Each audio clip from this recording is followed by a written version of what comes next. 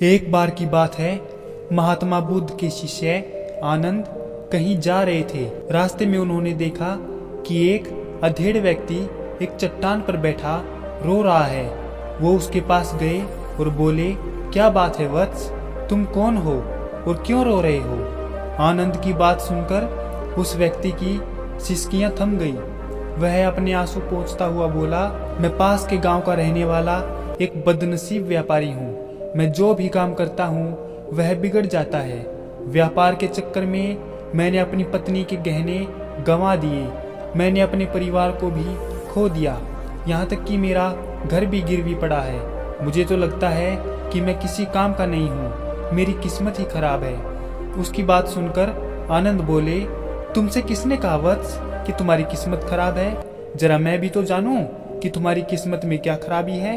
वह व्यक्ति बोला, पहले मैं खेती करता था, पर हर साल उसमें घाटा होता था। कभी सूखा पड़ जाता तो कभी ज्यादा बारिश के कारण फसल बर्बाद हो जाती। इससे परेशान होकर मैंने व्यापार करने का निश्चय किया। मैंने पत्नी के गहने बेचकर अपना व्यापार शुरू किया, लेकिन मेरा व्यापार नहीं चला। शुरू में परिवार वालों ने मेरा साथ दिया, लेकिन जैसे जैसे मुझे नुकसान होने लगा, मेरे परिवार वाले भी मुझसे दूर हो गए। मैं यह सब उनके लिए ही कर रहा था, लेकिन अब वे लोग मुझे देखकर नजरें फेर लेते हैं और मुझे ही मेरे परिवार की दुर्दशा का जिम्मेदार ठहराते हैं। उस व्यक्ति ने एक लंबी सांस ली और फिर बोला, मेरा एक मित्र है, उसने भी मेरे साथ अपना व्यापार शुरू किया था। उसका व्यापार अच्छा चल रहा है। वह जब भी मेरे घर आता है तो अपनी सफलता की कहानियां सुनाता है। उसकी बातें सुनकर मेरे घर वाले भी कहते हैं कि उसे देख और कुछ सीख। हमें तो लगता है कि तेरे वश का कुछ भी नहीं है। उन लोगों की बातें सुनकर अब तो मुझे भी लगने लगा है कि शायद मेरे वश का अब कुछ भी नहीं है। अब तो मुझे अपना जीवन व्यर्थ ही लगने लगा है। मेरे मन में ख्याल आता है कि अपना जीवन ही समाप्त कर लूं। मैं यहाँ आया भी इसी इरादे से था, लेकिन हिम्मत नहीं कर पाया, इसीलिए यहाँ एकांत में बैठा विलाप कर रहा था। आनंद बोले, ओह, तो ये बात है। वैसे क्या तुम इसके अलावा कुछ और भी कहना चाहते हो? उसकी बात सुनकर वह व्यक्ति बोला, एक और मेरा हर काम खराब हो जाता है, दूसरी ओर मेरा मित्र है जो हर समय मुझे नीचा दिखाने का प्रयत्न करता रहता है। मुझे समझ में ही नहीं आता है कि मैं क्या करूं। आनंद बोले, क्या तुम अपने मित्र की बातें सुनकर दुखी हो जाते हो? हाँ, मैं उसकी बातें सुनकर स्वयं ही दुखी हो जाता हूँ, उस व्यक्ति ने जवाब दिया।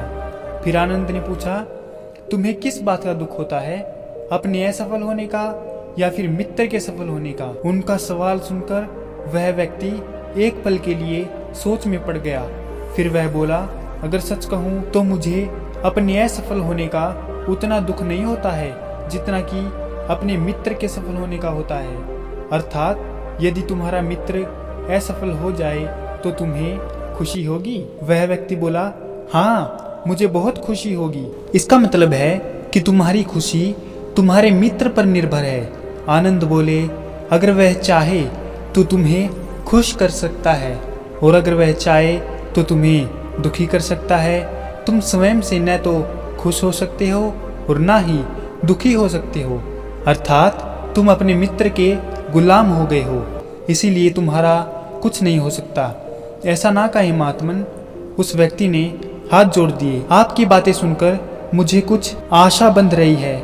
आनंद बोले, जब हम किसी से आशा बांध लेते हैं तो उस पर निर्भर हो जाते हैं। ऐसे में हमारी खुशी और दुख भी उस पर निर्भर करने लगता है। इससे बेहतर है कि तुम अपने आप से आशा बांधो। जब तुम ऐसा करोगे, साथ ही पूरे जतन से काम करोगे, तो तुम्हें सफलता अवश्य मिलेगी। कहते हुए आनंद ने एक पल के लिए उस व्यक्ति की ओर देखा, फिर अपनी बात आगे बढ़ाई। तुम्हें लगता है कि तुम्हारा मित्र तुम्हें दुखी करने आता है, पर अगर विचार करो तो वह बातें तो सच्ची ही कहता है। वह अपने संघर्ष और अनुभव की बातें बताता है। तुम उन बातों से बहुत कुछ सीख सकते हो। तुम्हें इसके लिए उसका धन्यवाद करना चाहिए कि तुम्हें घर बैठे कुछ अनुभव मिल रहे हैं। तुम उन अनुभव का लाभ उठाओ, नई शुरुआत करो, कर्म करते जाओ, हार मत मानो। एक दिन तुम्हें सफलता अवश्य मिलेगी। आज तुम जिसे अपना बुरा वक्त या बुरी किस्मत कह रहे हो, एक दिन यह बदल जाएगी। इसी के साथ तुम्हारे विचार भी बदल जाएंगे। और देखना, जब तुम्हारा अच्छा वक्त शुरू होगा तब तुम्हारा मित्र भी तुम्हें अपनी सफलताओं की कहानी नहीं सुनाएगा। तब वह अपनी असफलताओं की बातें बताएगा ताकि तुम उसकी बातें सुनकर भ्रमित हो जाओ, तुम्हारा आत्मविश्वास हिल जाए और तुम गलत निर्णय ले सको। लेकिन उस समय भी तुम्हें अपनी बुद्धि का प्रयोग करना होगा। तुम्हारा मित्र जैसे आज तुम्हें दुखी करने आता है, उसी तरह उस समय भी वह तुम्हें दुखी करने आएगा, क्योंकि जिस तरह से उसे दुखी देखकर तुम्हें मजा आता है, उसी तरह उसे भी तुम्हें दुखी देखने में उतना ही मजा आता है। वह व्यक्ति बोला, आपने सही कहा, लेकिन मेरा सबसे बड़ा दुख यह है कि मेरे परिवार के लोग भी इसमें शामिल हैं। वास्तव में मैं तो अपने परिवार के लिए अच्छा करना चाहता था, लेकिन वे लोग भी मेरी बातें नहीं समझते हैं। वे भी मुझे गलत कहते हैं और अब तो वे मेरे साथ भी नहीं हैं। आनंद बोले, मैं समझ गया, तुम सांत्वना चाहते हो। वास्तव में इस दुनिया में सभी लोग सांत्वना ही चाहते हैं। हम चाहते हैं कि हम जब भी कुछ करें तो लोग हमारी प्रशंसा करें, लेकिन आमतौर से ऐसा नहीं होता है, इसीलिए हम दुखी हो जाते हैं। हमें लगता है कि हमारे मित्र, परिवार वाले सब मतलबी हैं, लेकिन तुम अगर किसी को अपना परिवार मानते हो और उसके लिए कुछ भी करना चाहते हो, तो तुम्हें ऐसा क्यों लगता है कि तुम दूसरों के लिए कुछ कर रहे हो? वास्तव में तुम अपनी खुशी के लिए कर रहे हो। इसीलिए परिवार के लिए कुछ करना वास्तव में अपने लिए करना होता है। लेकिन अगर ऐसा करते समय तुम्हें लगता है कि तुम दूसरों के लिए कर रहे हो, तो तुम दुखी रहोगे। और अगर तुम्हें लगता है कि तुम अपने लिए कर रहे हो, तो तुम खुश रहोगे, क्योंकि जब तुम अपने लिए कुछ अच्छा करते हो या करना चाहते हो, तब तुम्हें सांत्वना की जरूरत नहीं पड़ती है। आनंद की बातें सुनकर उस व्यक्ति के चेहरे के भाव बदल गए। वह बोला, आप सही कह रहे हैं, मैं समझ गया हूँ। अब तक मेरी किस्मत खराब इसीलिए थी क्योंकि वह दूसरों के हाथ में थी। अब मैं अपनी किस्मत को अपने हाथ में रखूंगा। मैं फिर से प्रयत्न करूंगा, पूरे मन से करूंगा, और जब तक सफलता नहीं मिल जाती चैन से नहीं बैठूंगा। उस व्यक्ति की बातें सुनकर आनंद मुस्कुराए और उसे एक छोटी सी डिबिया देते हुए बोले, इस डिबिया को हमेशा अपने पास रखना। इसमें एक ऐसा राज है जो तुम्हें बड़े से बड़े दुख से भी बाहर निकाल लेगा। लेकिन इसे तभी खोलना जब तुम्हारे जीवन में कोई रास्ता ना सुझाई दे और तुम्हें लगे कि सब व्यर्थ है, यह दुनिया व्यर्थ है और यहाँ रहना भी व्यर्थ है। उस व्यक्ति ने आनंद को धन्यवाद दिया और डिबिया को लेकर चला गया। उसने नए उत्साह के साथ फिर से अपना व्यापार आरंभ किया। उसका व्यापार चल निकला। अपनी मेहनत और लगन के बल पर वह एक बड़ा व्यापारी बन गया।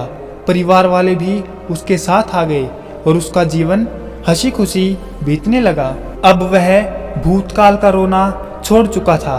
वह भविष्य काल की भी चिंता नहीं करता था, बस अपने वर्तमान को संवारने में लगा रहता था। और जो कुछ भी वह करता था वह अपने लिए करता था, अपनों के लिए करता था, इसीलिए वह प्रसन्न था। इसके जीवन में अब कोई दुख नहीं था।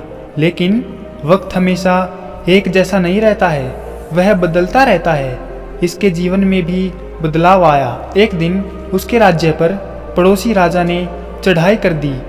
उसने इस राज्य पर अपना कब्जा कर लिया। उसके सैनिकों ने चारों ओर लूट मार मचा दी। उन्होंने व्यापारी का सारा धन लूट लिया, उसके घर में आग लगा दी।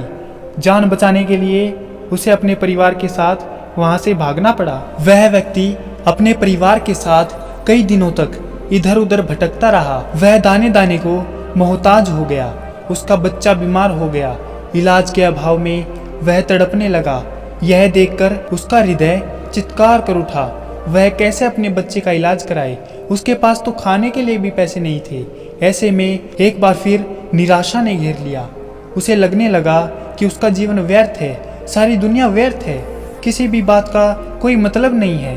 भले ही आप जीवन में कितना भी कुछ कर लो, कितनी भी सफलता हासिल कर लो, वह अंततः यह जीवन समाप्ति होता है। तो फिर ऐसे में जीवित रहने का क्या फायदा? इससे तो अच्छा है कि वह अपना जीवन समाप्त कर ले।